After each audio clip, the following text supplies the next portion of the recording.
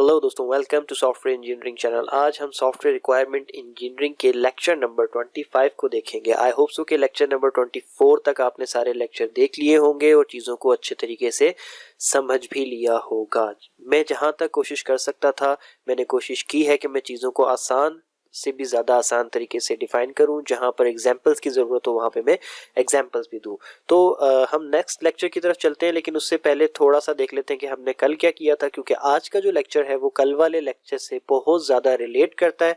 तो मैं आप लोगों को कहूँगा कि अगर आप लोगों ने इस प्लेलिस्ट का लेक्चर नंबर 24 नहीं देखा है तो आप लेक्चर नंबर 25 को ना देखें, क्योंकि इसके बगैर आपको ये चीज़ें क्लियर नहीं होने वाली। तो लास्ट लेक्चर में हमने काम किया था किस चीज़ पे, रिक्वायरमेंट वैलिडेशन पे।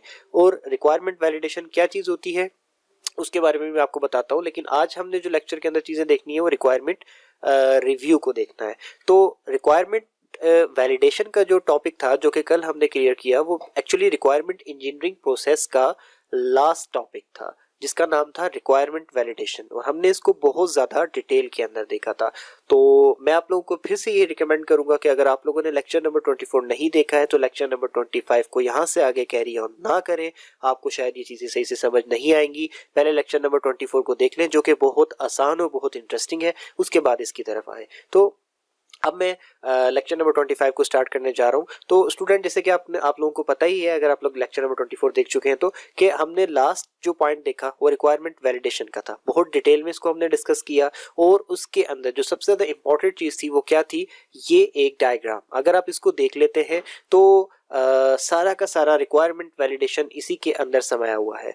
रिक्वायरमेंट डॉक्यूमेंट हम एज अ इनपुट देते हैं रिक्वायरमेंट वैलिडेशन के फेस को। ऑर्गेनाइजेशनल नॉलेज हम एज अ इनपुट देते हैं रिक्वायरमेंट वैलिडेशन के फेस को। ऑर्गेनाइजेशनल स्टैंडर्ड्स देते हैं। ये तीन चीजें हम रिक्वायरमेंट वैलिडेशन के फेस को देते हैं और फिर हमें आउटपुट में क्या मिलता है, लिस्ट ऑफ प्रॉब्लम्स और एग्रीड एक्शंस, यानी कि वो प्रॉब्लम्स जो वैलिडेट करते हुए मिली और फिर वो एक्शंस जो कि हमें लेने पड़ेंगे इन प्रॉब्लम्स को दूर करने के लिए। हमने कल ये देखा, इस चीज को बड़े अच्छे तरीके से समझा, लेकिन इस सारे के सारे सिनेरियो में एक क्वेश्चन जो है वो उठता था कि रिक्वायरमेंट वैलिडेशन की जो बीच में बॉक्स बना हुआ है, इसमें लेफ्ट साइड से इनपुट्स जा रही हैं 3 और राइट साइड से आउटपुट्स आ रही हैं, लेकिन इन बिटवीन इस बॉक्स के अंदर हो क्या रहा है ऐसा जिसकी वजह से हमें ये 2 आउटपुट मिलती है। वो ऐसा क्या प्रोसीजर है जिसकी वजह से हमें लिस्ट ऑफ प्रॉब्लम्स मिलता है और एग्रीड एक्शंस मिलते हैं। ठीक है, तो वो क्या प्रोसीजर था, वो प्रोसीजर हम आज देखेंगे और उस प्रोसीजर का नाम है रिक्वायरमेंट रिव्यूज। बहुत छोटा सा टॉपिक है, मैं कोई ज्यादा टाइम नहीं लूंगा इसके अंदर आपका। A group of people read and analyze the requirements, look for problems, meet and discuss the problems and agree on action to address this problems. That's it. ये जो बॉक्स बना हुआ है रिक्वायरमेंट वैलिडेशन का, इसके अंदर जो काम होता है जिसकी हम बात कर रहे थे कि 3 इनपुट जाती हैं और फाइनली 2 आउटपुट आ जाती हैं, तो इन बिटवीन ऐसा क्या साइंस है इस डब्बे के अंदर, इस रिक्वायरमेंट वैलिडेशन वाले बॉक्स के अंदर, जिसकी वजह से ये इनपुट 2 आउटपुट्स में कन्वर्ट होती हैं। तो वो जो साइंस है वो सारी की सारी रिक्वायरमेंट रिव्यू है। होता यह है कि रिक्वायरमेंट वैलिडेशन का जो सीन होता है, जो स्टेज होता है, जो बॉक्स होता है, उसके अंदर कुछ लोग बैठते हैं, वो रीड करते हैं और एनालाइज करते हैं आपकी रिक्वायरमेंट को और उसके अंदर पॉसिबल प्रॉब्लम्स को देखते हैं। उनको देखने के बाद फिर वो आपस में मिल बैठते हैं और उन चीज़ों को डिस्कस करते हैं, और उनको डिस्कस करने के बाद उन प्रॉब्लम्स को, यानी कि डिस्कस करने के बाद कुछ ऐसे एक्शंस लेते हैं जिनके ऊपर वो एग्री करते हैं कि जी हम इन प्रॉब्लम्स को इन एक्शंस के तहत सॉल्व करेंगे। ये होता है रिक्वायरमेंट रिव्यू। तो आपको आइडिया हो गया होगा कि रिक्वायरमेंट रिव्यू के अंदर 2 चीजें हो रही हैं, लिस्ट ऑफ प्रॉब्लम्स निकाली जा रही है और कुछ एक्शंस एग्री किए जा रहे हैं कि जी हम इन एक्शंस के साथ हम क्या करेंगे कि इन प्रॉब्लम्स को सॉल्व करेंगे। यानी कि यहाँ पर 2 चीजें फाइनल की जा रही हैं, लिस्ट ऑफ प्रॉब्लम और एग्रीड एक्शन। और आप पीछे अगर डायग्राम में देखें तो आउटपुट आपको क्या मिल रहा है, लिस्ट ऑफ प्रॉब्लम्स और एग्रीड एक्शन। यानी कि रिक्वायरमेंट वैलिडेशन के जो फेज है उसके ऊपर हम क्या कर रहे होते हैं, रिक्वायरमेंट्स को रिव्यू कर रहे होते हैं। बस इतनी सी बात थी। अब इस रिक्वायरमेंट रिव्यू के प्रोसेस के अंदर हम थोड़ा सा चले जाते हैं और इसको देखते हैं कि इसमें क्या होता है। डायग्राम देख के परेशान होने की बिल्कुल जरूरत नहीं है, सिर्फ यही डायग्राम है, इससे आगे कोई थ्योरी नहीं है। जस्ट इस डायग्राम के ऊपर ही रुके हुए मैं आपको सारी चीज डिफाइन करके इस लेक्चर को क्लोज कर रहा हूं, तो परेशान होने की बिल्कुल जरूरत नहीं है।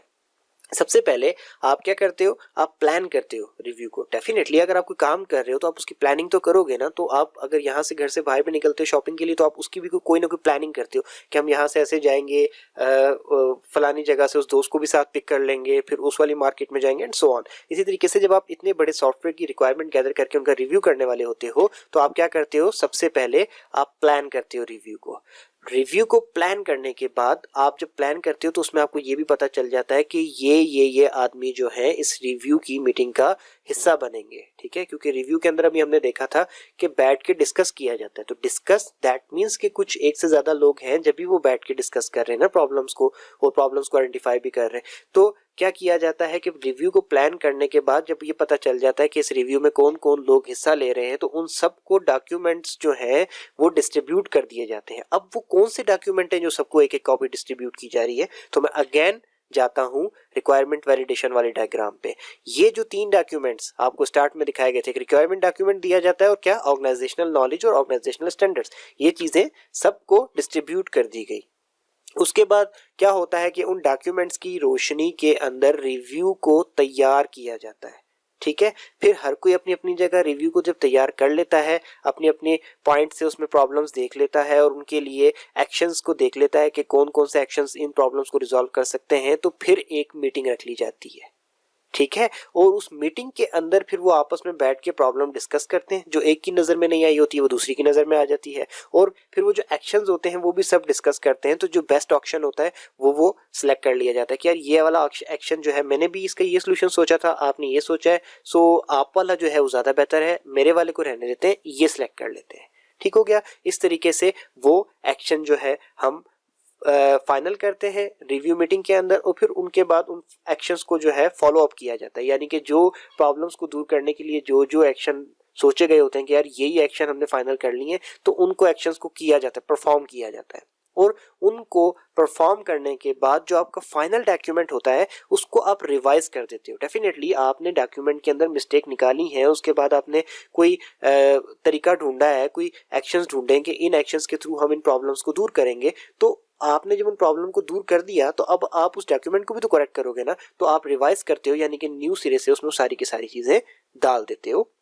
और जो प्रॉब्लम्स को सॉल्व करने के बाद जो सोल्यूशन मिले होते हैं तो आपका एक रिवाइज डॉक्यूमेंट आ जाता है। और उस रिवाइज डॉक्यूमेंट पे अगर आप चाहो तो दोबारा से आप उसको क्या कर सकते हो, वैलिडेशन के लिए डाल सकते हो, और वैलिडेशन के अंदर रिव्यू होगा और रिव्यू का प्रोसेस आपके सामने है। और इसी तरीके से जब आप फाइनल एक्शन, आपको कोई प्रॉब्लम्स नहीं मिलेंगी तो आप इससे ऐसे ही बाहर आ जाओगे, और अगर प्रॉब्लम मिलेंगी तो आप एक्शन सोच के रिवाइज कर लोगे डॉक्यूमेंट को, और अगेन आप इसी प्रोसेस से गुजार लोगे, और ये साइकिल चलता है। और आपका at the end of the day एक ज़बरदस्त किस्म का ऐसा डॉक्यूमेंट जनरेट हो जाता है जिसमें कोई प्रॉब्लम नहीं होती, और वो आपका रिक्वायरमेंट्स का फुल फ्लैश डॉक्यूमेंट होता है, उसकी बेस पे फिर आप आगे काम करते हो।